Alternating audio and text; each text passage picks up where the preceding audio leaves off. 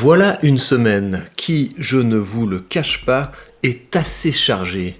Mais au cours de cette semaine, j'ai quand même trouvé le temps d'aller scier des trucs sur mon territoire. Et ces trucs, je les ai broyés avec une broyeuse pour faire du broyat. Et j'adore ça, j'adore ce sentiment d'élaguer ici pour fertiliser là, et ça, si vous voulez, c'est le cycle de la vie.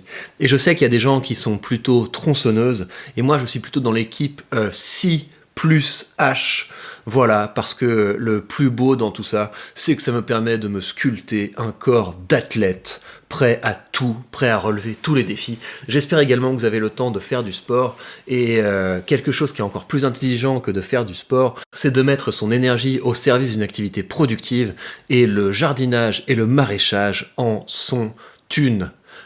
Ouais, ça c'était une belle introduction, je pense qu'on est bien. Je pense qu'on est bien, mais c'est pas de ça qu'on va parler. Ce dont on va parler, c'est de questions naïves sur la bourse, mais pas que des questions naïves, parce qu'on vient de sortir avec Xavier Delmas le nouvel épisode du podcast Chercheurs de valeur, épisode 3, questions naïves sur la bourse. J'avais donc plein de questions naïves à poser à Xavier, des questions du type, au fait, à quoi sert la bourse? Quand j'achète une action, où va l'argent? Des questions du type, est-ce que quand les actions montent, ça bénéficie aux finances des entreprises? Tout un tas de questions dont les réponses vous intéresseront, mais j'ai également posé à Xavier certaines de vos questions, et notamment celle-là.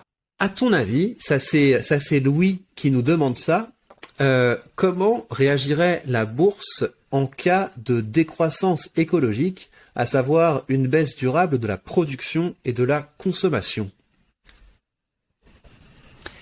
C'est la question qui me tracasse le plus depuis quelques années. C'est vraiment hyper compliqué. J'aimerais avoir la réponse. Parce qu'en fait, ce qui est compliqué, c'est, on en revient toujours à cette notion de définition de croissance. Et la manière dont on définit la croissance, le PIB, etc. Enfin, vous connaissez le sujet. Aujourd'hui, c'est vrai que c'est purement monétaire. Et en bourse, malheureusement ou heureusement, on est aussi sur des critères 100% monétaires.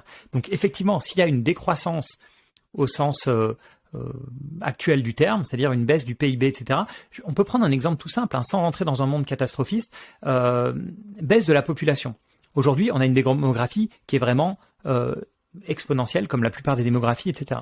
Il y a un papier qui est sorti et d'ailleurs, ce qui crée énormément de problèmes, des tensions, etc. Enfin voilà, si vous êtes comment on dit, collapsologue, voilà, vous pouvez vous faire peur en regardant certaines courbes démographiques, sachant qu'on a une planète ressources limitées et tout. Mais il y a un papier qui est sorti d'HSBC où le stratégiste d'HSBC dit, bah voilà, en regardant les taux de fécondité actuels en Europe, mais pas seulement, en Afrique, en Asie, etc., on peut avoir une courbe démographique qui n'a rien à voir avec celle de l'ONU et terminer à 4 milliards de personnes, je sais plus, à horizon probablement 2100 ou un peu après. Et c'est vrai que sans être catastrophique, rien qu'une baisse de la population, c'est compliqué. Alors, le Japon, c'est un bon exemple. Le Japon, c'est une économie, en tout cas une bourse, qui est sinistrée depuis des années. Pourquoi? Parce qu'ils ont des gros problèmes de démographie. Enfin, il n'y a pas que ça, mais en tout cas, c'est le plus gros problème qu'ils ont. Ils n'arrivent pas à s'en sortir. Donc, si ça arrive, la bourse, en général, va être bouleversée. Mais il faut pas oublier un truc. Qu'est-ce qu'on appelle la bourse? Je pense que dans la tête de la personne qui pose la question, c'est l'indice. Bah, l'indice, il peut bien s'en sortir. Pourquoi? Parce qu'il y a des boîtes qui vont couler, il y a des boîtes qui vont mourir, il y a des boîtes qui vont juste régresser. Par exemple, si vous achetez Danone et que la démographie est coupée en deux, bah Danone, elle va être coupée en deux. Voilà, Danone va perdre 50%.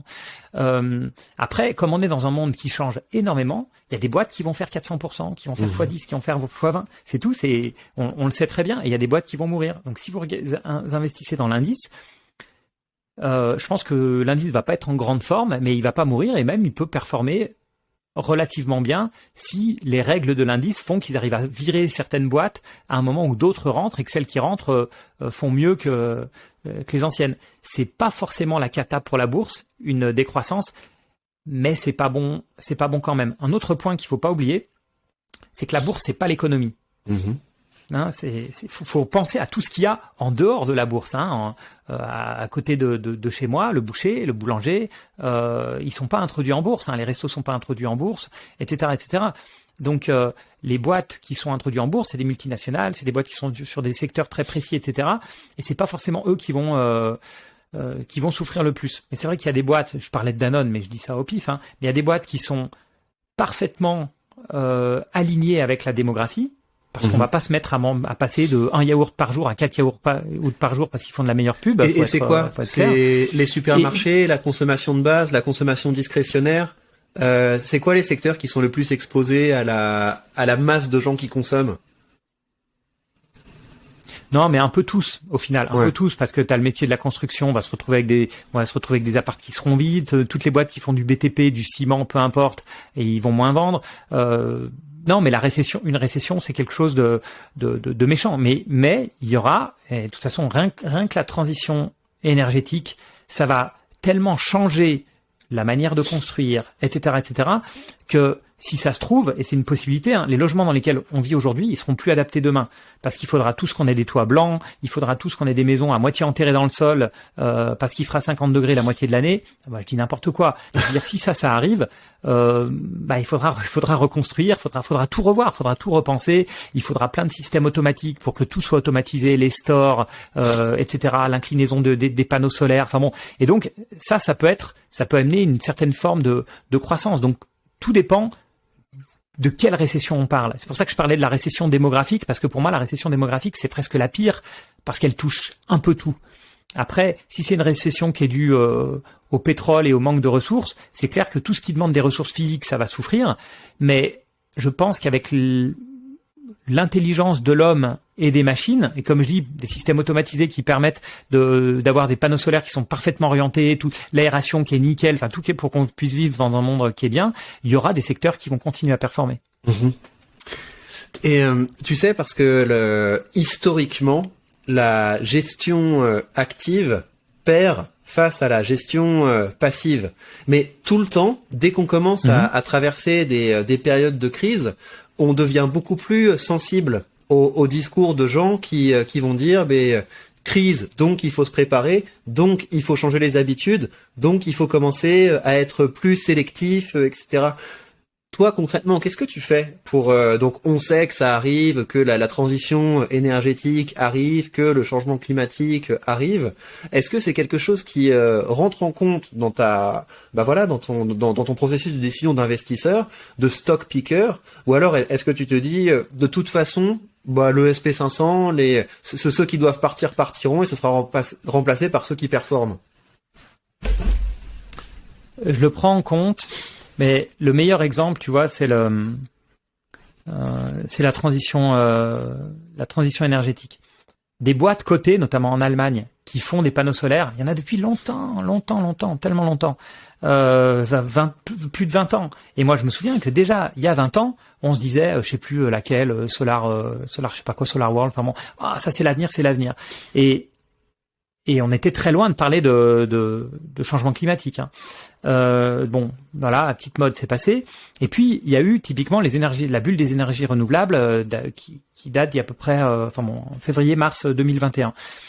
Et tu vois, c'est typiquement ce genre de truc qui me rend malheureux, mais je vais pas rentrer dedans juste pour me faire plaisir. C'est que c'est une mode, c'est quelque chose dans lequel on va devoir aller, et qui n'est pas une mode, mais en bourse, c'est devenu une mode avec très peu d'acteurs présents à ce moment-là en bourse, parce que c'est pas mature du tout.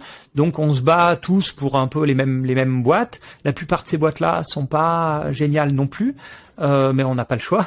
Donc tout le monde est sur les mêmes dossiers, on est dans des niveaux de valorisation extrêmes. Et typiquement, j'ai fait à ce moment-là, au moment du pic, on en parlait tellement que je me suis dit quand même l'hydrogène ça doit être vachement sympa et tout. J'ai fait 2 vidéos sur l'hydrogène. J'ai fait une première vidéo sur comment marche l'hydrogène et la deuxième vidéo sur voilà quelques valeurs d'hydrogène qui peuvent être intéressantes. J'ai fait ma première vidéo, très intéressant l'hydrogène, et ma deuxième vidéo, j'ai été obligé de dire mais non en fait il y a rien. C'est une technologie qui est hyper loin d'être aboutie. Les valorisations sont délirantes. Donc il y a rien, j'ai rien vu. Et puis de toute façon, pour faire de l'hydrogène, il faut toujours avoir de l'électricité. Donc l'électricité qui est de l'électricité aujourd'hui peut-être décarbonée via du nucléaire, mais qui est en tout cas pas du renouvelable. Et ou renouvelable à une échelle qui est pas l'échelle humaine. Et donc j'étais le premier à être déçu. Donc oui, j'en tiens compte de ce changement-là, mais je pense qu'il met tellement longtemps pour arriver. Et on a tellement pas les bons choix que finalement je suis toujours déçu. Et comme je refuse, mais ça je pense qu'on en parlera une autre fois, comme j'ai beaucoup de mal, je refuse de suivre tout ce qui est mode, tendance, etc. Ben finalement je m'empêche un peu naturellement de rentrer là-dedans. Mais oui, mais on va effectivement faire un épisode sur faut-il suivre les tendances, parce que quand on se promène sur YouTube et qu'on est un petit peu intéressé par le secteur de l'investissement, on a souvent des pubs avant les vidéos de recevez mon email et dans mon email je vais vous donner les 3 valeurs absolument indispensables pour surfer sur la tendance des batteries du futur, pour surfer sur la tendance de ce genre de choses. Et il faut vraiment toujours garder à l'esprit que on peut avoir raison sur la tendance et se planter complètement sur les acteurs qui vont effectivement être capables de les prendre en compte. Donc si on rentre dans un monde plus incertain, pour toi, c'est pas un argument pour se dire dans ce cas-là, il faut s'abriter derrière des capitaines qui vont être capables de faire de la gestion active.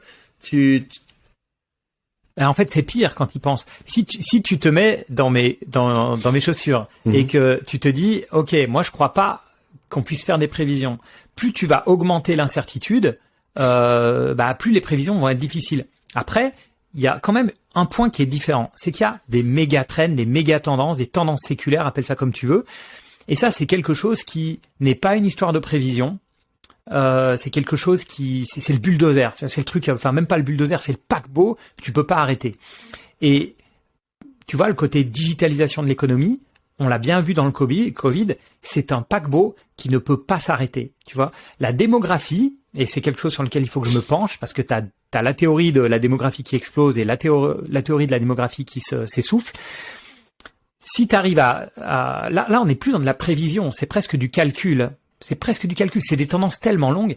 Et dans ces cas-là, et pour reprendre le problème des ressources, pourquoi je te disais tout à l'heure matières premières, métaux, etc., métaux rares, vraiment des métaux de production, si je devais faire un pari, alors qu'on est sur des niveaux élevés, je veux dire, c'est pas censé être le moment, hein, tout est là, on a des pénuries de matériaux, on a une guerre entre des pays qui sont parmi les plus gros producteurs de matières premières, en l'occurrence la Russie, mais pas que, tout le monde est assis sur ces matières premières, les prix sont très élevés, donc tu te dis c'est pas le moment, mais moi les matières premières, c'est un truc auquel je pense depuis très longtemps, et je pense pour longtemps, et je pense pas que c'est faire de la prévision que de se dire qu'à un moment, on va manquer de certaines choses.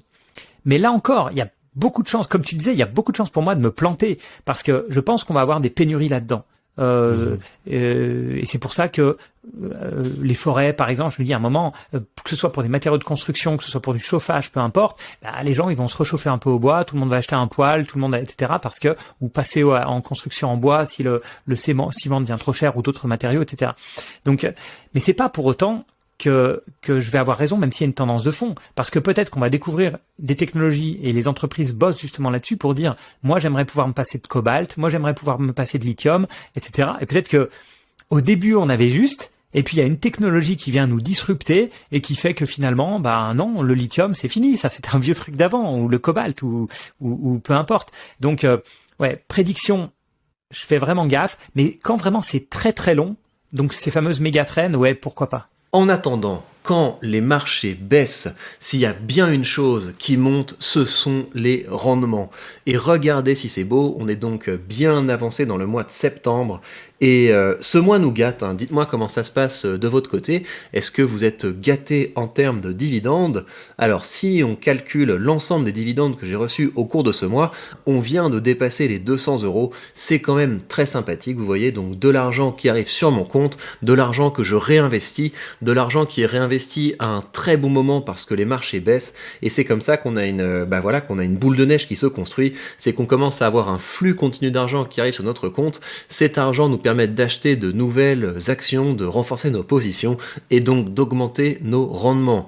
Ainsi, en 2022, je suis déjà à 1500 € de dividendes reçus et on va essayer d'aller chercher les 2000. On va essayer d'aller chercher les 2000 €. Comme ça, ce sera quand même sympa. Et donc, ce qui aide cet effet boule de neige, c'est bien sûr sûr le fait que j'essaie d'investir régulièrement, c'est le fait que je réinvestis les dividendes, mais c'est également le fait que les entreprises que j'ai en portefeuille augmentent leurs dividendes.